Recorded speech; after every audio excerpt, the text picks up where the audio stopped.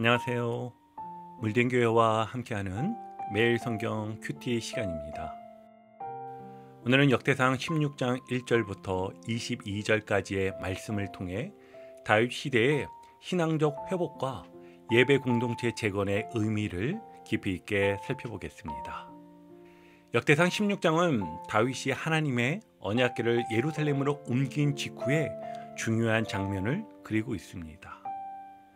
이 사건은 단순히 법궤를 옮기는 것을 넘어선 이스라엘 공동체의 신앙적 회복과 예배 재건의 시작을 알리는 중요한 전환점입니다.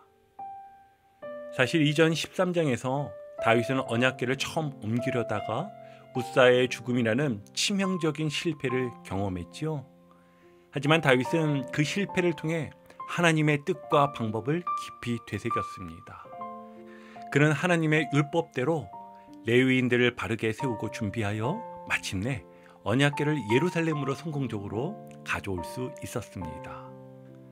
이제 다윗은 단순히 법궤를 옮기는 기념 행사에 그치지 않습니다. 본문을 보면 그는 언약궤가 머무를 장막을 마련하고 번제와 화목제를 드리며 백성들과 함께 기쁨을 나누고 4절부터 6절에서는 다윗이 레위인들을 언약궤 앞에 세워 칭송하고 감사하고 찬양하게 합니다. 이 부분 조금만 깊게 보면 히브리어로는 자카르, 기억하다, 야다, 감사, 또 찬양의 모습으로는 손을 흔드는 찬양, 할렐은 기쁨에 넘쳐 미친 듯이 찬양하는 모습, 이런 표현을 쓰면서 깊은 예배 행위를 표현하며 이들의 예배가 단순한 형식이 아닌 진심에서 우러나오는 찬양임을 보여줍니다. 그리고 다윗은 아삭과 그의 형제들에게 이 시를 직접 전달하며 부르게 했습니다. 이는 다윗이 실패를 통해 깨달은 진정한 예배의 회복을 직접 가르치고 선포했다는 의미를 가집니다. 그 내용은 시편 105편 1절부터 15절의 말씀에서 인용된 것이었습니다. 다윗은 이 노래를 통해 이스라엘 백성에게 세 가지 핵심적인 명령형 주제를 제시합니다. 이 세 가지는 오늘날 우리에게도 동일하게 적용되는 예배와 신앙의 중요한 원리입니다. 자, 그것이 무엇이냐면 첫째, 알릴지어다. 이는 하나님의 이름과 그분이 행하신 놀라운 기사들을 온 세상 만민에게 널리 알리라는 명령입니다. 그리고 두 번째 원리는 구할지어다. 여호와와 그분의 능력을 간절히 구하며 항상 그분의 얼굴을 찾으라는 권면입니다. 그리고 세 번째 원리는 기억할지어다. 12절에서 이제 22절까지 이어지죠. 하나님의 놀라운 기사와 그분이 맺으신 언약을 잊지 말고 기억하라는 메시지입니다. 다윗이 그 시대의 백성뿐만 아니라 후대에 이르기까지 하나님의 언약을 선포하고 예배 중심 공동체로서의 정체성을 굳건히 회복시키려는 깊은 의도가 담겨 있습니다. 이렇게 역대기는 다시 한번 오늘 본문을 통하여 바벨론 포로 생활을 마치고 돌아온 백성들에게 그들의 정체성과 소망을 전합니다. 폐허가 된 예루살렘, 무너진 성전, 사라진 왕국이라는 절망적인 상황 속에서 우리는 누구인가라는 질문에 대해서 답을 주고 있는 것입니다. 이러한 맥락에서 역대상 16장은 다윗도 그러하였는데 위대한 다윗이 어떻게 회복하였는지를 재조명함으로써 포로에서 돌아온 백성들에게 다음과 같은 강력한 메시지를 전달합니다. 자, 하나하나 볼까요? 첫 번째, 너희는 실패한 민족이 아니라는 것입니다. 너희는 실패한 민족이 아니다. 다윗 역시 실패를 경험했지만 이를 통해 회복하고 다시 예배의 중심을 굳건히 세웠음을 그래서 지금 보여주고 있는 것입니다.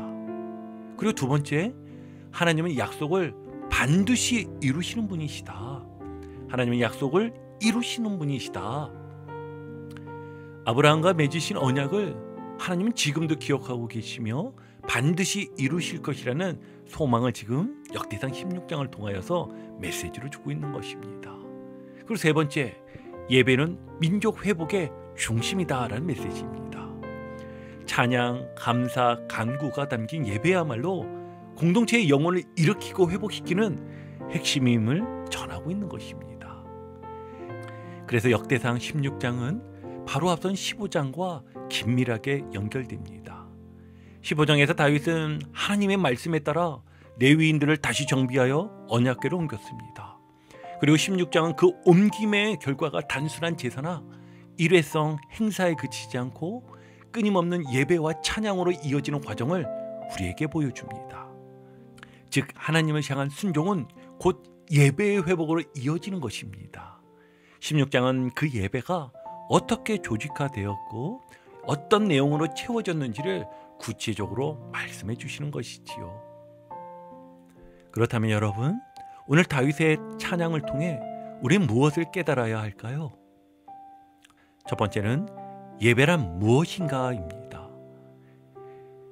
예배는 단순한 특정 시간에 모여드리는 의식이나 프로그램이 아닙니다.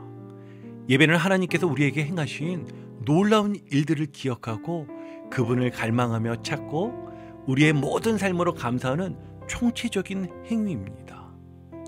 코로나 팬데믹 이후 현장 예배의 소중함을 더욱 깨닫게 되었지만 동시에 우리의 일상 속 예배가 얼마나 중요한지도 돌아보게 됩니다. 여러분의 삶 속에서 하나님을 기억하고 구하며 알리는 예배는 어떻게 드려지고 있습니까? 삶의 현장에서 하나님의 사랑을 기억하고 구하며 알리는 우리가 되길 바랍니다. 두 번째는요, 왜 언약을 기억해야 하는가입니다. 하나님의 언약은 과거의 이야기가 아닙니다. 그것은 하나님의 계획에 우리의 참여를 요청하는 현재 진행형의 부르심입니다. 아브라함에게 주신 언약이 천년 후에 다윗을 통해 성취되었듯이 하나님은 우리에게도 변함없이 동일한 언약을 가지고 계십니다. 그것은 바로 예수 그리스도를 통한 구원의 언약입니다. 우리가 이 언약을 기억하고 붙잡을 때 우리는 혼란스러운 세상 속에서도 하나님 나라의 백성으로서 분명한 정체성을 회복할 수 있을 것입니다. 여러분은 삶의 어떤 순간에 하나님의 약속을 기억하며 소망을 붙잡고 있습니까? 오늘 우리에게도 하나님의 찬양은 강력한 하나님의 메시지입니다. 하나님은 광대하시고 선하시며 인자하신 분이십니다. 우리의 경험이나 욕망으로 하나님을 판단하지 말고 그분을 신뢰하라고 말씀하십니다. 다윗과 아브라함 사이의 천년의 간극처럼 우리도 수천 년의 시간을 넘어 지금 이 자리에서 하나님을 찬양하고 있습니다. 이런 하나님께서 지금도 우리에게 동일한 일을 하고 계시다는 증거이지요. 하나님은 우리를 자녀로 삼으시고 우리의 삶을 하나님의 나라로 만들어가기를 원하십니다. 이 약속을 믿고 삶의 예배 속에서 늘 하나님의 얼굴을 구하며 동참하는 저와 여러분이 되시기를 주님의 이름으로 축복합니다. 오늘도 복음의 기쁨과 확신으로 승리하는 하루 되시길 축복합니다. 함께 해주셔서 감사합니다. 내일 큐티 시간에 다시 뵙겠습니다.